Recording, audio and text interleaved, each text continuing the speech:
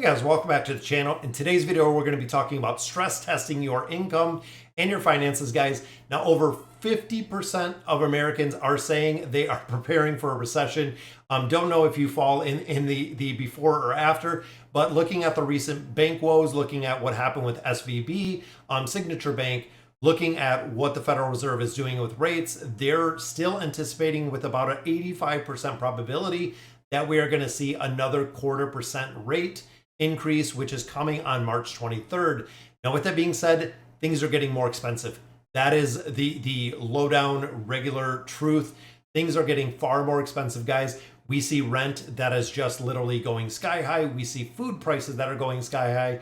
Even when it comes to energy, when it comes to heating, things of that nature, it has gotten very, very expensive, which again, it seems like the Fed and it seems like they are really driving us towards a recession, which doesn't seem like it needs to be. We have seen, I believe now it is 5 months of a reduction when it comes to the economy. We're seeing the slowdown. We are seeing a lot of different things that are really pushing towards the economy slowing down and also inflation coming down. But the Fed is not letting up yet. And we do not think at this point that they are going to be letting up. Now, what does that mean for you guys? Take time, go through the steps. We're going to cover a few of them here. Prepare for a possible economic downturn.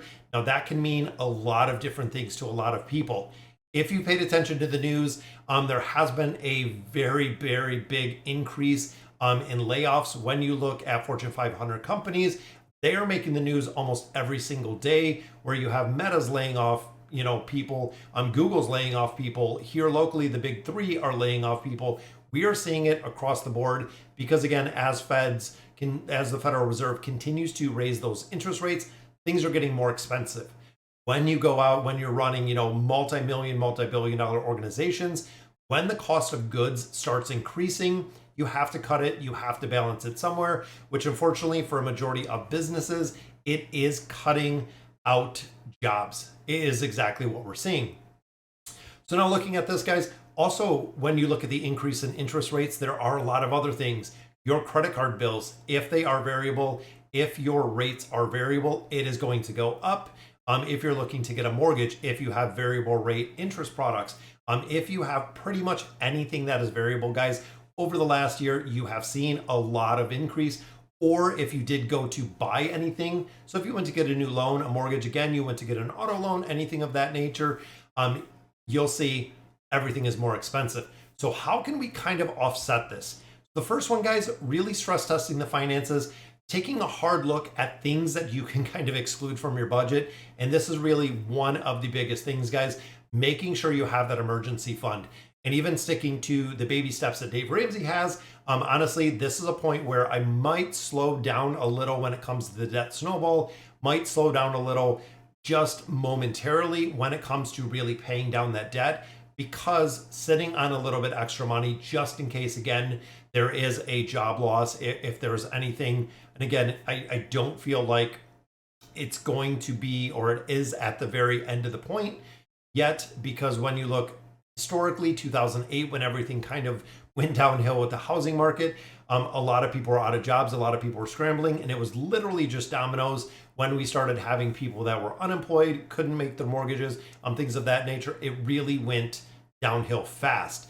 That is where stress testing your finances, doing a safety net, making sure that you do have some excessive money to kind of set aside or access to that. And again, that's kind of the exhausted everything else and really looking at a last ditch effort to try to save things, beginning with auto loans, beginning with cars, beginning with pretty much everything that you have.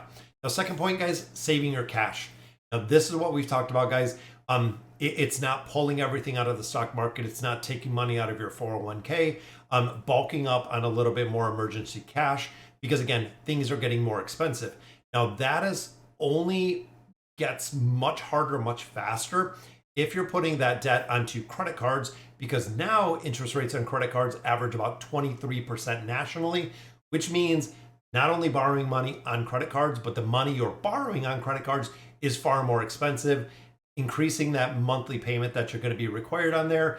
And again, with the higher inflation, things more expensive, you really have to take a fine-tooth comb Go through your budget, see what you can cut out, see exactly where you can save money or where you can get things like we've said with our budgeting, seeing where you can find similar goods and services for a much lower cost. Now, some luxuries, of course, went away with COVID because the budgets were squeezed. They got some extra money through unemployment, got some extra money through the stimulus packages, things of that. Those are gone. That is really one of the big things, guys. If you have went and filed your taxes, you'll realize the child care credit is gone. The child tax credits have been reduced. There's a lot of reductions government-wise when it comes to the money that you got back, which again, saving a little bit money, guys, can really help out in a recession. And you know what? Best case scenario, you go through it, you save some extra money. You don't need it when everything levels out, a little bit more stability in the market. You can go ahead and do whatever you need to with it. Worst case scenario, if something happens with your job, if the bills, increase significantly like we have seen them, you're going to have enough and you're going to have enough stored to actually make up that deficit without going into the negative or having to borrow. The last one we look at, guys, is reducing your debt. This is one of the biggest things, guys. There are some credit cards, and I've seen them personally, that have very, very high interest rates. When you look at some of them, we've seen them 30, 32, 36% interest on the balance that is on there. We have also seen personal loans through a couple institutions that have yielded 20, 25, 28, 29.99% interest rates on an unsecured loan with people with good credit. They had A credit, A plus credit. They are borrowing at just an absolute absorbent amount because the cost of borrowing money is so high, and we continue to see it go up. If the Fed increases with March, April, May, and we see more increases to the Fed's fund rate, things are just going to get more expensive, guys, which again is the reason why being more frugal now than ever, at least for the moment, making sure that you're paying down that debt. If you get it completely gone, it gives you the ability to really save a lot. Again, personally, my best advice would say sit on a little bit more cash than you would. I know Dave Ramsey says, 3 to 6 months of expenses.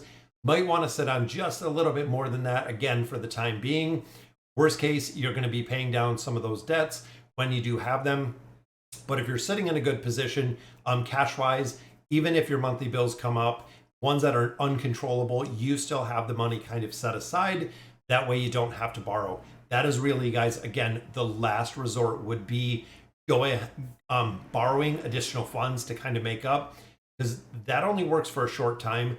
And the faster and the more that you get in debt using that method, the faster, again, kind of that snowball effect is going to happen, where when it comes to repaying that debt, you're not only paying all of the higher bills and everything else that you've already accumulated, but now if you're adding on additional unsecured debt, or if you're adding on additional credit card debt, it is just going to make it happen even faster. Similar to when you're paying down debt, paying down with the debt snowball method, the debt is slowly reducing. But again, it works the opposite way, guys. When you're adding more debt, when you're adding higher interest rates, when they continue to climb, it just gets deeper and deeper, faster and faster when you're going through there. All right, guys, so that'll do it for today's video. Let me know in the comments what you guys think and what you're working on to make recession-proofing your finances, guys. It is really a very imperative thing to follow right now. So again, let me know in the comments what you guys think. And as always, thank you guys for watching.